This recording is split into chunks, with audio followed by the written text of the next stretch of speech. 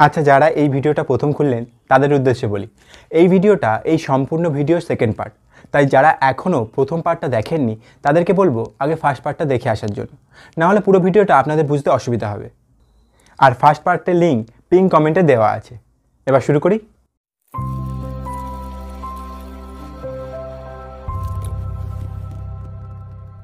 ভারতে শুরু হয় মুঘল সাম্রাজ্য। নতুন সাম্রাজ্য স্থাপন করেই বাবর শুরু করেন অমুসলিমদের ধর্মস্থল ধ্বংস আর মসজিদ স্থাপনের কাজ। বাবরের রচিত তার জীবন কাহিনী বাবরনামা অনুসারে 1528 সালে বাবর অযোধ্যায় আসেন আর তার সেনাপতি মীর বাকির সহায়তায় রামের জন্মভূমিতে এক প্রাচীন রাম মন্দির ভেঙে তার উপরই মসজিদের জন্মস্থান নামে এক মসজিদ তৈরি করেন, যা পরে লোকমুখে বাবরি মসজিদ নামে পরিচিত হতে থাকে। এমনকি তুলসীদাসের রামচরিত মানসে মন্দির ভেঙে মসজিদের উল্লেখ না থাকলেও তুলসীদাসের আর এক অনবদ্য সৃষ্টি তুলসী দোহা শতকে রাম মন্দির ভেঙে বাবরের মসজিদ তৈরির ঘটনা উল্লেখ আছে, যেখানে তুলসীদাস বলছেন, মন্ত্র উপনিষদ ব্রাহ্মণু বহু পুরাণ ইতিহাস জবন জড়ায়ে রোষ পরি করি তুলসী পরিহাস। যার অর্থ, জবনরা রাগের বসে বহু মন্ত্র উপনিষদ ব্রাহ্মণ গ্রন্থসহ পুরাণ ইতিহাস সম্পর্কিত গ্রন্থের অপমান করে পুড়িয়ে ফেলে। শিখা সূত্র সে হীন করি বলতে হিন্দু লোক ভ্রমড়ি ভগায়ে দেশতে তুলসী কঠিন কুয়োগ। যার অর্থ, বল প্রয়োগ করে হিন্দুদের টিকি খেতে দিতেন, যজ্ঞ পূজার্চনা করতে দিতেন না, আর তাদের নিজেদের পৈতৃক ভিটে থেকেই তাদের উৎখাত করে দিতেন।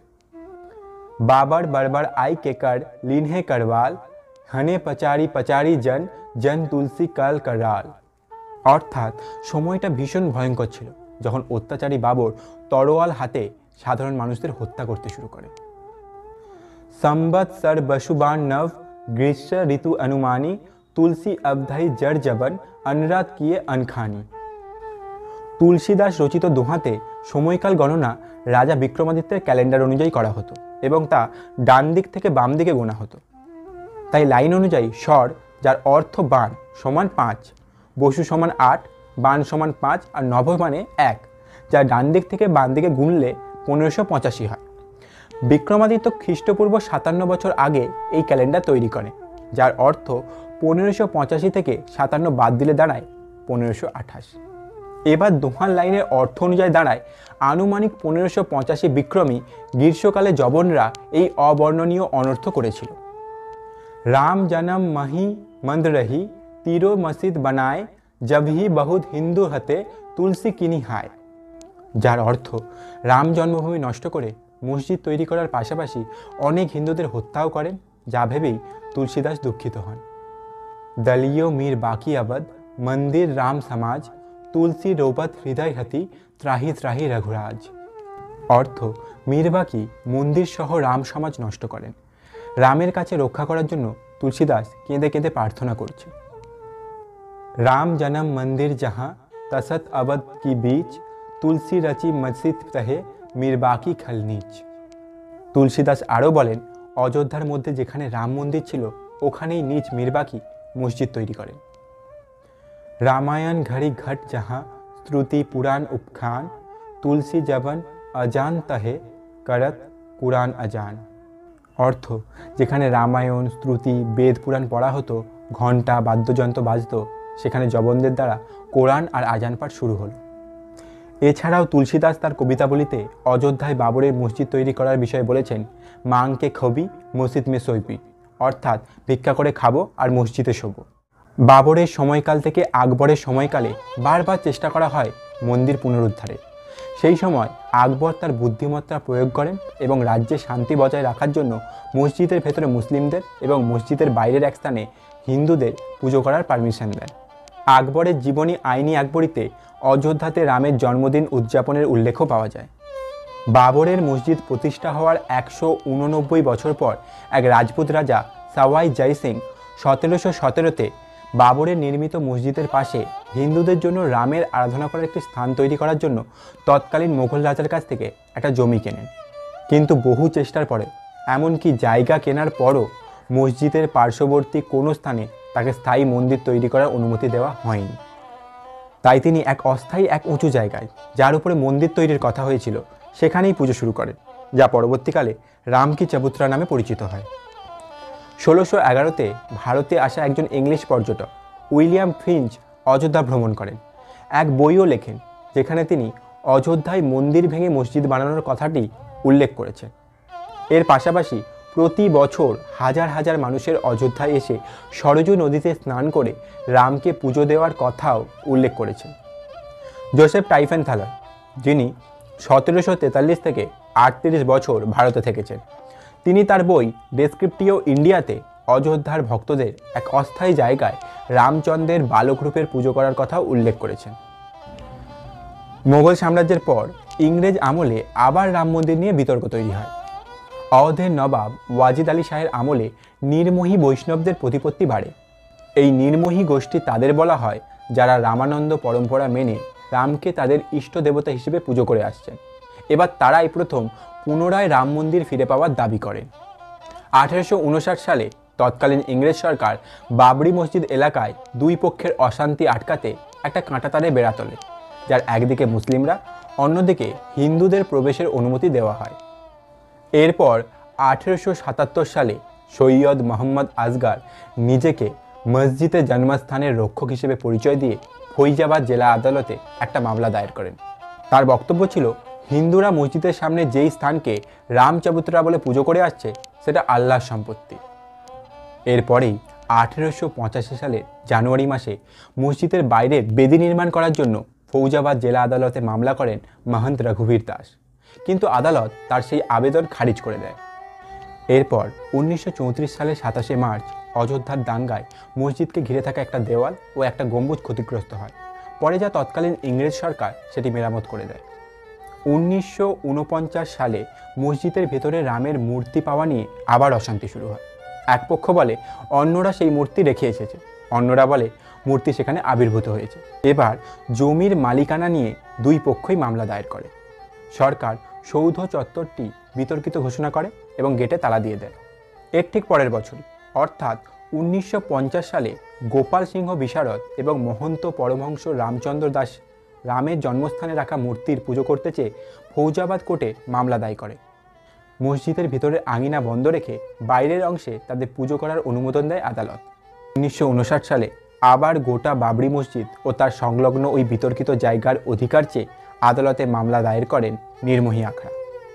এরপর 1961 সালে সুন্নি সেন্ট্রাল বোর্ড অব ওয়াকফ মামলা করেন, যেহেতু বাবর একজন সুন্নি ছিলেন তাই ওই বিতর্কিত জমি তাদের বলে দাবি করে।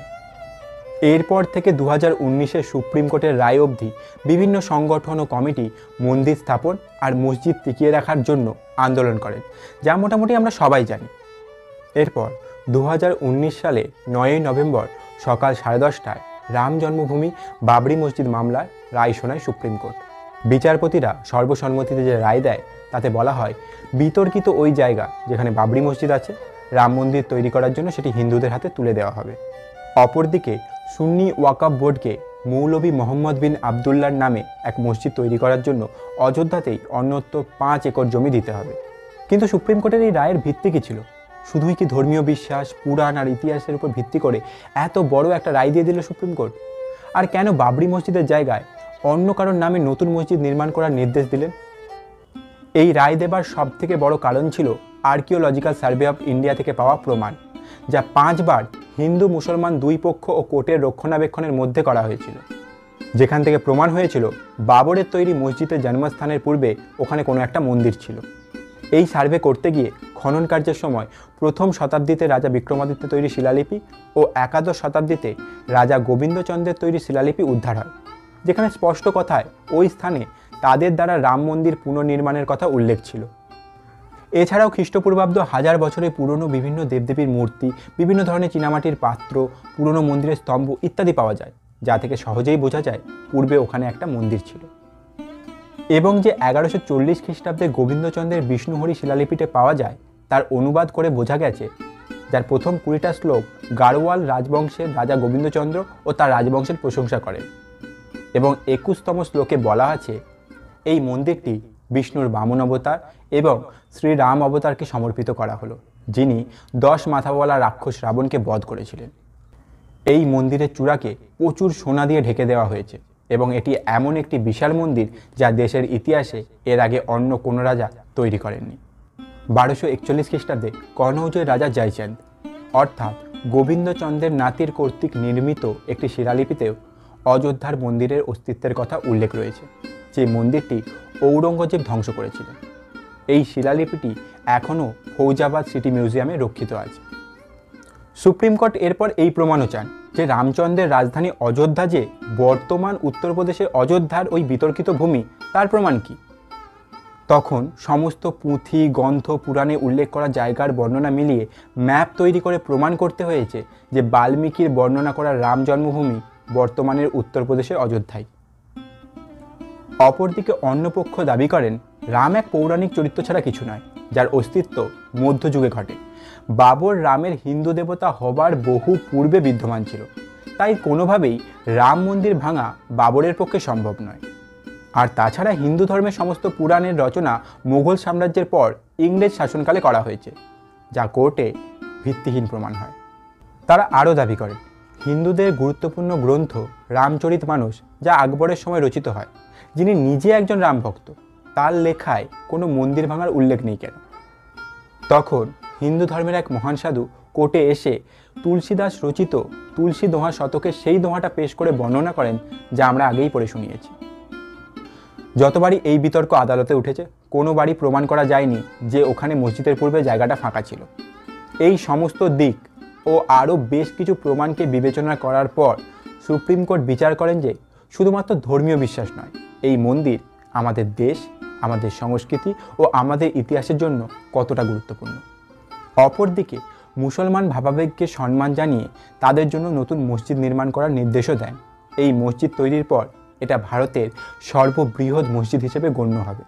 বাবরি মসজিদ নয়, তৈরি হবে মোহাম্মদ বিন আবদুল্লাহর মসজিদ। এবার আপনাদের প্রশ্ন হতেই পারে, বাবরি মসজিদ তৈরি না হয়ে এটা কি মসজিদ তৈরি হচ্ছে? এর উত্তর জানতে গেলে আপনাদেরকে বুঝতে হবে এই মসজিদ যাকে উৎসর্গ করে তৈরি হচ্ছে সেই ব্যক্তিটিকে। তিনি হলেন আবদুল্লাহ শাহ, যিনি 1787-তে অযোধ্যায় জন্মগ্রহণ করেন। তিনি ছিলেন একজন ভীষণ ধার্মিক ও প্রকৃত মুসলমান, যিনি নিজে সারা জীবন একজন প্রকৃত মুসলমানের মতো হজ, নামাজ, কোরআন পাঠ, দেশপ্রেম ও হিংসা বিদ্বেষ ছাড়া কাটিয়েছেন। যিনি একজন মুসলমান সমাজের প্রতিনিধি তথা মৌলবীও ছিলেন, যিনি নিজের বৃদ্ধ বয়সে 1857 সালে মহাবিদ্রোহে যোগদান করেছিলেন নিজের দেশকে রক্ষা করতে, যার নিজের জন্মভূমি অযোধ্যার প্রতি ছিল গভীর টান। তিনি এত বড় স্বাধীনতা সংগ্রামী ছিলেন, যাকে ধরার জন্য ইংরেজ সরকার তৎকালীন 50,000 রূপোর মুদ্রা পুরস্কার রেখেছিলেন। কিন্তু রাজা জগন্নাথ সিংয়ের বিশ্বাসঘাতকতায় তাকে প্রাণত্যাগ করতে হয়েছিল।